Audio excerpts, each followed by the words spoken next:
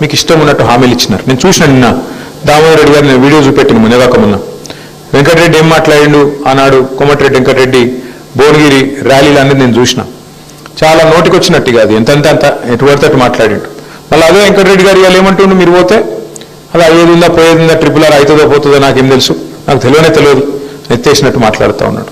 ప్రియాంక గాంధీ గారు అంటే ఇవాళ MP సోనియా గాంధీ గారి కుమార్తె, రాహుల్ గాంధీ గారి చెల్లె, ఆమె కూడా చెప్పింది కదా ఇక్కడికి వచ్చి, వాళ్ళు వీళ్ళు కాదు ఇవాళ కేంద్రంలో ఒక ముఖ్యమైన బాధ్యతలో ఉన్నవాళ్ళు, రాష్ట్రంలో ఉండే కాంగ్రెస్ పార్టీకి అధినాయకులుగా ఉండేవాళ్ళు, ఆమె కూడా చెప్పింది కదా మేము అవతలకి తీసుకుపోతాం, 40 కిలోమీటర్లు అవతల తీసుకుపోతాం, అంతా ఒకటే పద్ధతిలో చేస్తాం, శాస్త్రీయంగా చేస్తాం అని చెప్పిండ్రు.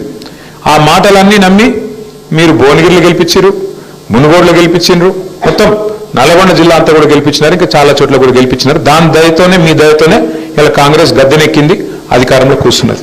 వాస్తవం.